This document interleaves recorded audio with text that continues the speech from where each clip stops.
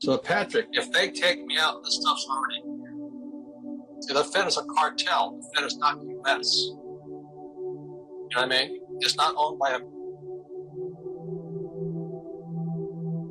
America. It's a cartel of very rich guys like the Rothschilds. That's the problem. As the guy said to me, vaccines, Bill Gates, Robert Kennedy Jr. Not your territory. But I do know a lot about vaccines, and it's big business. Just say that.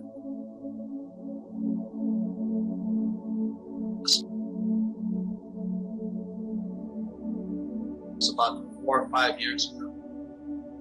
I saw these nurses running around in the little nurses' outfits. You know, so I asked them, so what the heck are you guys doing here? This is supposed to be, you know, the red pill is about the matrix. You see the truth, it's really big. You see the bullshit. So these nurses are running around saying, why are you guys here? And they said, what we're protesting is the insurance companies, medical and health insurance and big pharma.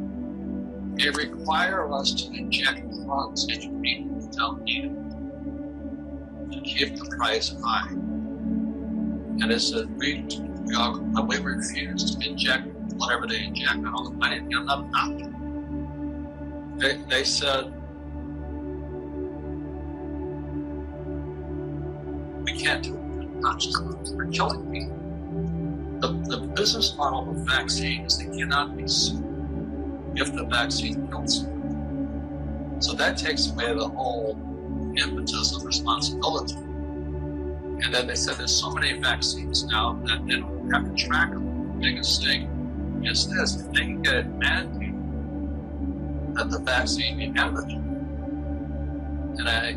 and then the business model works. You know what I mean? Could you imagine the government said everybody had to watch Patrick and David buy his products? The price of medicine has skyrocketed in the country. So even after rebates, Medicare spending for brand name drugs still rose 62% between 2011 and 2015. I don't know about you all, but I'm not bringing home 62% more salary than I did 5 years ago. Among the biggest causes of high drug prices are the secret deals that pharmaceutical companies make with everybody up and down to maintain their monopoly. These deals are protected more strongly than Fort Knox, and the drug companies essentially pay everyone along the way so that lower price drugs lose. That's all it is. They're simply sharing the monopoly rents they're making in exchange for agreements to disfavor cheaper drugs. Hello, I'm Dr. Ken Landau. Thanks for watching. Let's talk about Restasis. Restasis, you see advertised so heavily on the television these days. It's for the dry eye syndrome, but actually it's approved only to increase the tear production.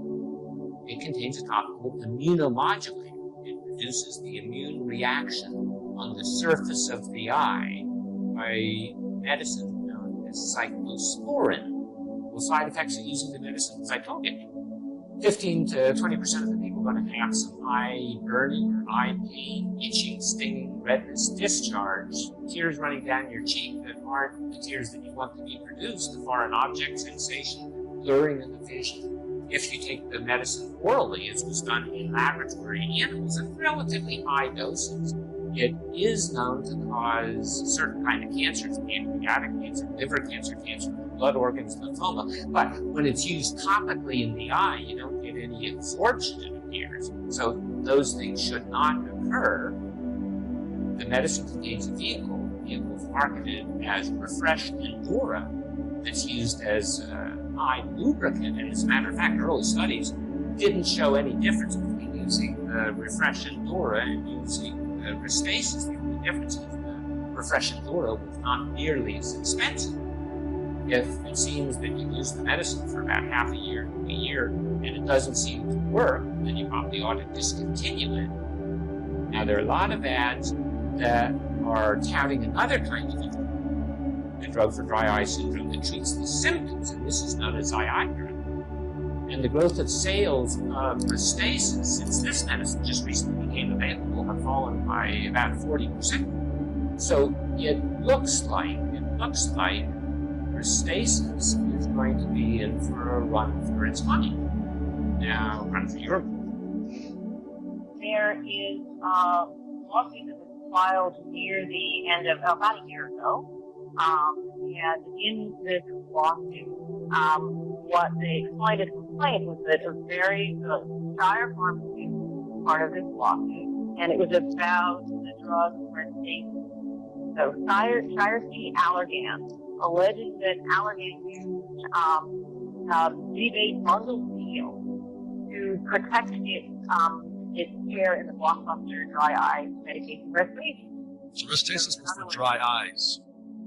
Restasis for dry eyes. And this should be a familiar one. This is one where the company tried to transfer its patents to Indian tribes, so they couldn't be challenged because What? presumably weak patents. Yes. So if an Indian tribe has a patent, they can't ever get challenged? That was the argument that the Supreme Court knocked that down recently. But that's the kind of crazy antics that happened in this. So they had one of these secret deals in place, and according to a health plan administrator, given the new cheaper drug clinic, give its drug away for free, and the numbers still wouldn't work. In other words, they can make the deal so attractive that there is no way a new generic or cheap entrant is ever going to put it on the market. So there was a big push to bring generic drugs on the market. Is this what killed it or slowed it? Or, I mean, because you don't hear much about generic drugs anymore. The FDA is approving an increasing number of generics. It's not helping because the savings from generics are being swamped by the rising drug prices for brand name drugs. And it's not just the fancy new drugs coming on the market. What is the number one reason most Americans will go bankrupt? Declare bankruptcy. Is they may get hurt, but why do they declare bankruptcy? It's not a business failure. What's the answer, Kim? Medical costs. So just before they die, they get you one more time. I mean, you've been beaten up, screwed around, and at the last minute, just before you die, they gotta get that last bit, that last pound of flesh out. Working out, you're dying of health. You have some disease hit you, and then your family looks at you and says, "Oh no, he's gonna die, or she's gonna die," and everybody says, "Oh my God!" And so they suck every last ounce of cash out of your estate, wallet, friends, families. And what we're talking today about is a very exciting subject. I think it's exciting. It's very pressing at times. It's called the drug industry. I'm not talking about cocaine and illegal drugs. Today we're talking about the biggest crooks of all, the biggest criminals on planet Earth, possibly, is Big Pharma, drug companies that control the whole industry of healthcare and medicine. It's all about drugs. So I was going to crack up and get all upset about what some guys smoking all dope. Why don't you go after the big crooks, guys selling the drugs? That's really what it's about. Because that's why I crossed over the line when I was talking about vaccines being big business. It's killed more people than this. I've had vaccines, but my mother was a registered nurse. And she put vaccines. So I'm talking something I know.